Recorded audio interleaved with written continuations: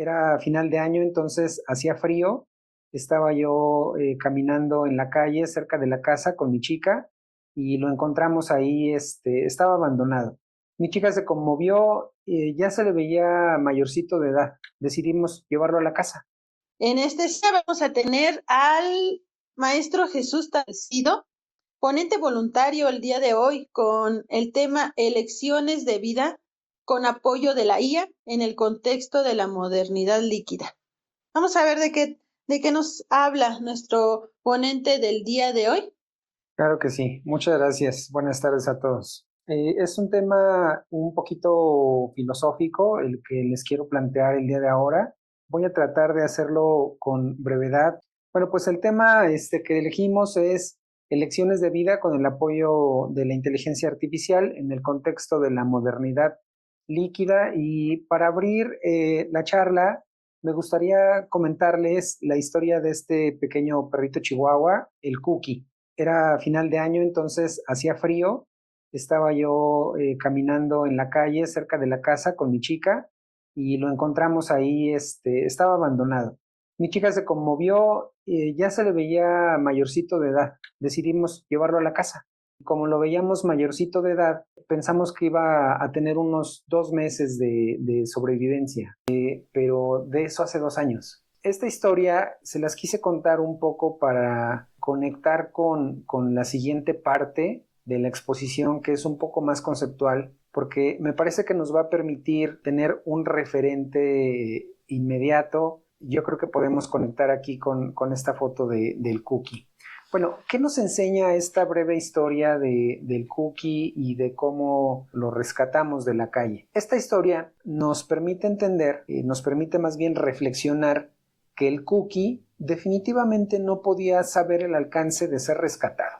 Él solamente se dejó cargar después de que nos acercamos a él con calma y todo, lo dejamos que nos oliera. Él no tenía la idea de cómo iba a ser su vida una vez que estuviese en la casa o si iba o no a ser llevado a la casa. Él no podía saber nada de esto. Nosotros pensábamos que iba a sobrevivir 2 meses, pero al final sobrevivió 2 años, hasta el momento, todavía por ahí anda. Entonces, la premisa fundamental en esta historia es que las elecciones de vida son una facultad limitada, porque incluso nosotros pensamos que él no iba a sobrevivir mucho tiempo, y esta facultad, que es limitada, es exclusiva de la especie humana. El Cookie no podía saber el alcance en su vida de esta acción que nosotros llevamos a cabo. Ya teniendo en cuenta esta premisa fundamental de que las elecciones de vida son una facultad limitada y al mismo tiempo exclusiva de la especie humana, bueno, pues vamos a entrar a este tema que ya les adelantaba yo, que es más bien de carácter filosófico. Aristóteles nos enseña que el alma tiene 3 funciones. Las plantas solamente cuentan con la función nutritiva, dice ahí vegetativa, es un error, debe decir nutritiva. Las plantas solamente cuentan con la función nutritiva, que consiste en tomar los nutrientes del suelo, sintetizarlos con los rayos del sol, la luz solar. Esto les permite crecer. Como crecen, nosotros sabemos que tienen vida. Por otra parte, los animales ya pueden moverse, tienen pues el oído, la vista, el olfato, y esto les permite interactuar con su entorno para alimentarse o para huir de los depredadores. Mientras que el ser humano, además de estos dos, también tiene la función intelectiva. Tiene la capacidad de nombrar las cosas, las circunstancias y las acciones. Y esto permite interactuar con la realidad de un modo distinto a como lo hacen los animales a través del lenguaje. Pero no solo eso, sino que además de tener esa capacidad de abstraer la realidad, también puede deliberar cuál es la acción más pertinente en miras al bien común. Esto es la ética. No nos estamos perdiendo, ¿eh? Lo que estamos definiendo aquí es lo limitada y exclusiva de la facultad humana de tomar elecciones de vida, ¿ok? Eso es lo que estamos aquí tratando de comprender. Ya que hablamos de la inteligencia práctica, que es la ética, pues hay grados de libertad, de acuerdo con Aristóteles. Una persona viciosa es una persona, no viciosa en el sentido que usamos nosotros. Seguramente ahorita con estas palabras va a quedar más claro el sentido en el que lo usa Aristóteles. Una persona viciosa, su voluntad se orienta sistemáticamente al mal, por lo que es esclavo de sus deseos. Aquí podemos ver personas que suelen hacer el mal, incluso como mentir, robar, herir a alguien más, suelen seguir haciendo el mal incluso cuando esto les perjudica. El incontinente es el que sabe que es el bien y quiere hacerlo, pero no puede contener su impulso y hace lo que sabe que está mal. Entonces aquí su libertad está comprometida porque entiende qué es lo que debería de hacer, pero no es capaz de hacerlo. El siguiente grado de libertad, de acuerdo con el pensamiento de Aristóteles, sería el continente. Es la persona que hace el bien, pero que lucha todavía contra su propia inclinación de hacer el mal. Es decir, a lo mejor de irse de farra a beber o con amigos o amigas al libertinaje sexual, por ejemplo. En este tipo de personas, la libertad todavía está en desarrollo. Y finalmente está el virtuoso, que es quien actúa en armonía y de este modo encuentra placer y felicidad en hacer el bien, y en él se encuentra la libertad plena. Para responder a esta pregunta que hacíamos acá al principio, de definir cómo es esta facultad limitada y exclusiva del ser humano de hacer elecciones de vida, bueno, pues me gustaría enunciar lo que, digamos, se infiere o se puede concluir a partir del pensamiento aristotélico en lo que se refiere a la teoría de la acción humana. Es decir, ¿cómo es la acción humana? ¿Qué la define como humana? La acción humana, de acuerdo con el pensamiento de Aristóteles, es deliberada. Procede de una elección racional y no de un mero instinto. A diferencia de otras especies, configuramos nuestro propio carácter. Los griegos le llaman ethos. Y me interesó poner esta palabra. Normalmente no pongo las palabras griegas porque nosotros en nuestro uso común del lenguaje decimos, esa persona tiene el carácter fuerte cuando es una persona gritona o agresiva, pero ahí estamos empleando mal el término. Deberíamos decir que esa persona es iracunda, no de carácter fuerte. El carácter fuerte le llevaría a esa persona a controlar su ira. Por esta situación de este uso que le damos a la palabra carácter es que puse entre paréntesis la palabra original, que es el ethos. El carácter o ethos se desarrolla a partir del hábito. La libertad humana culmina en la virtud, es decir, en hacer el bien de forma natural y fluida sin violencia interna. Ahorita que preguntaban, Aristóteles murió hace mucho tiempo, ¿por qué siguen haciendo referencia de él? Hay un psicólogo muy reciente, de hecho él todavía vive, Emilio Ribes, interconductista. A él es difícil de comprenderlo cuando se le lee, y quise poner a Aristóteles. Ahorita van a ver ustedes cuando les explique lo que plantea Emilio, se van a dar cuenta que son muy compatibles una cosa con otra, una teoría con otra, un modo de entender la conducta humana con el otro. Bueno, la interconducta humana, de acuerdo con el pensamiento de Emilio, se caracteriza por su convencionalidad. Es decir, el comportamiento es mediado por costumbres, instituciones y lenguaje, y esta mediación permite el desligamiento del aquí y el ahora. Es decir, si alguno de ustedes tuviese hambre y yo les hablara de los deliciosos taquitos de pastor que ustedes acostumbran comer cerca de su casa, muy probablemente empezarían a salivar.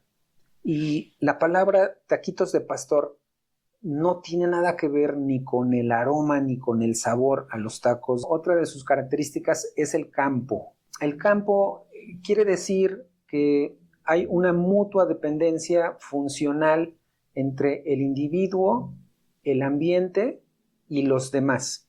Es decir, el ambiente influye en mí y yo tengo cierta capacidad de influir también en el ambiente. Ese es el campo interconductual. Y finalmente, otras de las características de la interconducta humana es su carácter funcional. Es decir, las acciones están orientadas a logros sociales mediante 3 vectores. El intercambio, que lo podríamos nosotros entender como cooperación, el poder, que lo podemos entender como dominio, y la sanción, que es la regulación. Historicidad, es decir, la participación activa en la transformación de las prácticas sociales. Estas son las características de la interconducta humana de acuerdo con Emilio Ribes. Eso es lo que distingue la conducta humana de la conducta de Cookie que veíamos por aquí. Tan lindo él. Emilio no habla de libertad. Emilio habla de desligamiento. Para él, la libertad no es una facultad metafísica. Emilio es conductista y el conductismo mayormente se piensa que la primera base del conductismo es la conducta observable, pero no es así. El principio más importante del conductismo es plantear un desarrollo teórico que explique la conducta, en general incluida la humana, libre de dualismos. Entonces, por eso es que para Emilio la libertad no es una facultad metafísica y no habla de libertad, pero digamos que el término cercano sería el desligamiento, que es la capacidad de regular el propio comportamiento mediante contingencias lingüísticas, institucionales y morales. Implica sustituir la relación entre el estímulo inmediato, ya sea este estímulo proveniente del poder o del refuerzo biológico, sustituir ese estímulo inmediato por la respuesta a criterios convencionales de largo plazo, tratando de hacer un esfuerzo por entender qué sería la libertad para Emilio. Bueno, pues sería esto. La teoría de la acción que se desprende de esta teoría de Emilio se enunciaría de este modo. La teoría de la acción humana. La acción humana ocurriría en un medio de contacto convencional, es decir, en lenguaje e instituciones. La acción humana procede de consecuencias diferidas en el tiempo y en el espacio, es decir, se rompe con la inmediatez, esto de que hablábamos, el desligamiento, y ocurre la conducta humana en esta estructura tridimensional de la acción, el poder o dominio, el intercambio o complementación y la sanción o acotamiento. La acción humana es una práctica compartida y abierta a la transformación histórica. Bueno, en esta parte de la exposición que tratamos de definir las acciones de vida como una característica limitada pero exclusiva de los seres humanos, de aquí concluimos que el ser humano es libre, puede proyectar y elegir su propio rumbo, aunque es una facultad acotada por las circunstancias. También podemos concluir que ser libre implica la capacidad de interactuar con base en criterios morales e institucionales, trascendiendo las respuestas condicionadas. Y finalmente podemos concluir de esta parte de la exposición que la plena libertad consiste en configurar el carácter o etos, desarrollar la capacidad de sostener el bien común por encima de la gratificación o el poder inmediato. Vamos a hablar muy brevemente de la modernidad líquida. La modernidad líquida es un concepto que planteó Bauman hace ya varios años. Él en su libro Modernidad líquida propone o desarrolla esta metáfora que nos lleva de lo sólido a lo líquido, que sería una transición de una sociedad estructurada en compromisos duraderos a una cultura del desecho y lo transitorio. Ahí lo explica en su libro. Y que esto lleva a una lógica del consumidor. Las relaciones y las elecciones se evalúan bajo el criterio de la gratificación inmediata. Esta modernidad líquida nos lleva a la erosión del compromiso. El miedo a quedar atrapado bloquea la capacidad de asumir responsabilidades a largo plazo con el otro. La consecuencia de esto es un entorno social volátil que debilita sistemáticamente el desarrollo del etos o carácter. Estos conceptos de la modernidad líquida son de carácter sociológico, pero a nosotros nos interesa aterrizarlos a la psicología. En esta dimensión de la conducta, que es la dimensión psicológica, dimensión no quiere decir como dimensión paranormal o cosas así. Un rectángulo tiene largo y ancho, esas son sus dimensiones. Entonces, la conducta, bueno, pues tiene una dimensión social y tiene también una dimensión psicológica. Refiriéndonos ahora a esta dimensión psicológica, Actuar con auténtica libertad, es decir, con bondad, exige deliberación racional, de acuerdo con el pensamiento de Aristóteles, y de desvincularse también del esfuerzo inmediato, de acuerdo con lo que diría Emilio.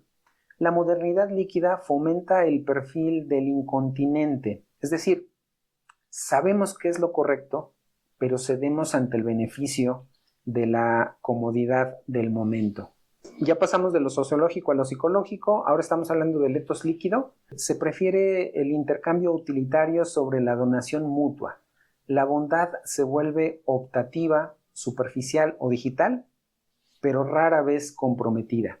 Lo que podemos concluir de este análisis del etos líquido, de llevar la modernidad líquida, que es un concepto sociológico, a la realidad psicológica, de eso lo que podemos concluir es que el reto clínico psicológico consiste en reconstruir la capacidad de elegir el bien a largo plazo, asumiendo la exigencia y el costo de la virtud. Ser virtuoso exige y es costoso. Entonces, ¿cuál es nuestro reto como psicólogos clínicos? Llevar a nuestros consultantes, a nosotros mismos en primera instancia, a asumir esa exigencia y ese costo. Ahora, finalmente, ¿cómo conectan todas estas cosas con la inteligencia artificial? Justamente para hacer esta presentación, estuve yo interactuando con Grok, y cuando ya llevábamos avanzada la conversación, le pregunté a Grok, oye, ¿es correcto que a lo que tú haces, teniendo en cuenta todo lo que hablamos acerca de la teoría de la acción humana, tú dirías que es correcto llamarla inteligencia artificial? Y me contestó esto, la respuesta es así tal cual, la copié y la pegué. Dice, mientras la acción humana es deliberada, encarnada y moralmente significativa, lo que realiza la inteligencia artificial es una acción computacional instrumental. Es decir, un procesamiento altamente sofisticado de datos que simula elecciones, pero que permanece limitado a su programación y a su entrenamiento. Carece de corporalidad, de inclinación moral real y, por tanto, de la capacidad de desarrollar virtud. No elige, optimiza. Recuerden que agarramos como concepto relevante cuando veíamos aquí a Cookie esto de las elecciones de vida como facultad humana, exclusiva de los humanos, pero limitada. Entonces, por eso es tan relevante esta respuesta de Grok que dice, la IA no elige, optimiza. Muy bien, ¿qué podemos concluir de esta reflexión a la que nos invitó Grok? La inteligencia artificial es un extraordinario amplificador de la razón teórica. Por eso era importante los conceptos aristotélicos y los conceptos de Emilio. Los aristotélicos porque sientan la base, es una base clásica, y los de Emilio porque la actualizan en esta época moderna para que nos quede claro que no son conceptos que hayan perdido vigencia. La IA es un extraordinario amplificador de la razón teórica, es decir, de entender la realidad de manera abstracta. Procesa, organiza y optimiza datos a una velocidad sin precedentes. Puede sugerir rutas basadas en probabilidades, pero es incapaz de deliberar hacia el bien o cultivar la virtud. Finalmente, también para terminar ya esta conclusión, las elecciones de vida no se optimizan en un algoritmo, se asumen con libertad, con responsabilidad y compromiso frente al otro. Por eso era importante también el tema de la modernidad líquida, porque justo el uso de la inteligencia artificial para efectos de apoyo en la toma de decisiones de vida nos puede llevar a esa falta de compromiso frente al otro. Ya por ahí lo comentaban y bueno, lo vimos también en las noticias hace algún tiempo. Personas que han atentado incluso contra sí mismos porque le cambiaron alguna característica a la inteligencia artificial con la que venía interactuando. Eso habla de una gran falta de compromiso frente al otro. Así es que nada, pues les dejo aquí mis redes sociales. Yo tengo toda la disposición. Si alguien quiere las diapositivas, con mucho gusto se las paso. Y en lo que están ahí unos minutitos, mis redes sociales, mi WhatsApp, Facebook, LinkedIn, Instagram y YouTube. Pues no sé, mi queridísima directora, si usted disponga algo más o quiera que le dediquemos tiempo a alguna de las preguntas que se hicieron